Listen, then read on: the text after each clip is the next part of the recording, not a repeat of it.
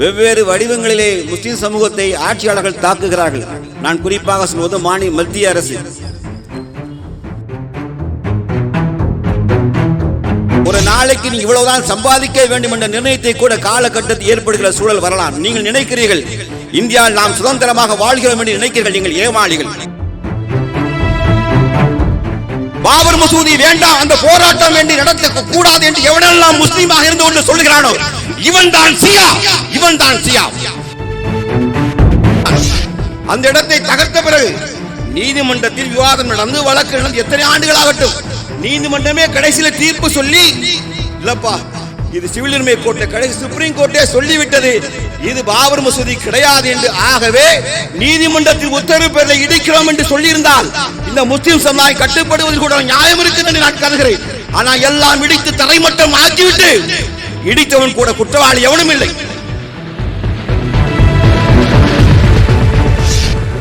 அல்லாஹ்வின் பாதையில உயிர் பிரிய வேண்டும் என்ற சிந்தனை இல்லாமல் எவன் மரணிக்கிறான் நிஃபாக் நயவஞ்சகனாக மரணிப்பான் என்று அல்லாஹ் சொல்ல, அல்லாஹ்வுடைய தூதர் சொல்லலையா? எத்தனை ஏக்கனா தெரியுமா?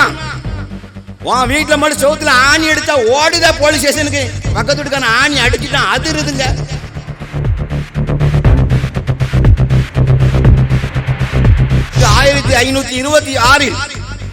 இப்ராஹிம் லோடி வெற்றி பெற்றதற்காக, இப்ராஹிம் லோடியை மீர்பாக்கி வெற்றி கொண்டதற்காக வெற்றியின் சின்னமாக எழுப்பப்பட்டது பள்ளிவாசல்.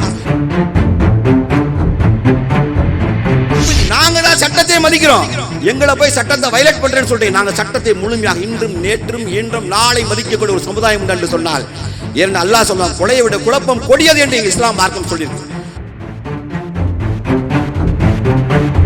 மனிதர்களே, நீங்கள் உலகமெல்லாம் ஒன்று கூடி வானத்தை பிழை என்றால் வானம் பிளக்காது, மழையும் பொழியாது. அல்லாஹ் சொல்றான், இறைவன்ட்ட பாவ மன்னிப்பு தேடி நாம் மழை பொழிய வைப்பேன். முடியுமா? மனித குலம் உண்டு சென்றால் முடியுமா? ஏன் விரோதம் இருக்கிறது? நாங்கள் துருக்கியர்களா? துளுக்கிற நாங்கள் துருக்கியர்களா? நாங்கள் துருக்கியர்களா? ஒரு விஷயம் தெரியுமா? இந்தியாவுக்கு துருக்கி யுத்தத்தை அறிவிங்க. ஒரு சூழ்நிலை வந்த இந்தியாவுக்கு துருக்கிக்கு யுத்தத்தை அறிவிங்க. முஸ்லிம்கள் கையில இந்திய ராணுவ துப்பாக்கியில கொடுங்க, நாங்கள் மோதி எங்களுடைய தேசபக்தியை நாங்கள் காற்ற மொழியா மட்டும் பாரு. ரோசமாய் வாழணும், வீரமாய் வாழணும், ஈகையாய் வாழணும். நம்மிடத்தில் யாரு உதவி தேடி வந்தால் முஸ்லிம்களை போன்று உதவி செய்ய முடியுமா என்று கேட்கக்கூடிய நிலைத்தான் உருவாக்கும். சேவை அவங்களை அடிக்க முடியாதுப்பா, சேவை என்று அவளை அடிக்க முடியாது என்று சொல்ல நிலையை உருவாக்கணும். எல்லாம் நாம் செய்கிறோம் என்று எண்ணுகிறார்கள், ஆகவே தோற்றும் போகிறார்கள். படைத்த ரப்பின் மீது பாரத்தை போட்டுவிட்டு பிஸ்மில்லாஹி தவக்கல்து என்று சொல்லி அல்லாஹ்வுடைய காரியங்களை பயணிக்க ஆரம்பித்தார். அல்லாஹ் ரப்புல் ஆலமீன் நமக்கு எல்லா வெற்றியும் தருவான். அந்த கொலைகார கும்பலை நாங்கள் மன்னிக்கவும் மாட்டோம். சட்டத்தை முன்னாடி நிறுத்தினோம், அத்தனை பேரும் தப்பித்து விட்டார்கள். ஆனால் ஆண்டவருடைய பிடி ஒரு நாள் நிச்சயமாக இருக்கிறது. இவன் டெலிபரேட்டா சொன்னான்.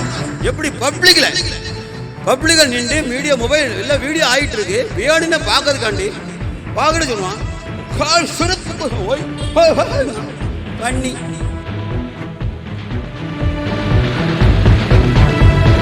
எல்லா ஊடகம் போடுதான், வழக்கு போட்டா பத்தாது. அவனை ஆனா பயந்து அனுப்பியா பிரவேசில மோசம் போது அவனுக்கு நல்லா கவனிச்சு பாருங்க தெரியும். டக்குன்னு பொண்டாடி கொண்டாடிக்கான். எவ்வளோ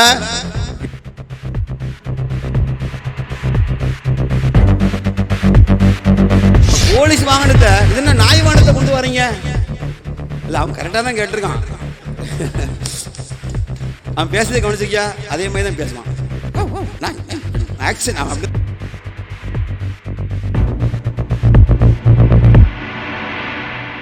அல்லாஹ் ரப்புல் ஆலமீன் சமூகத்தை வெற்றி சமுதாயமாக ஆக்குவானாக.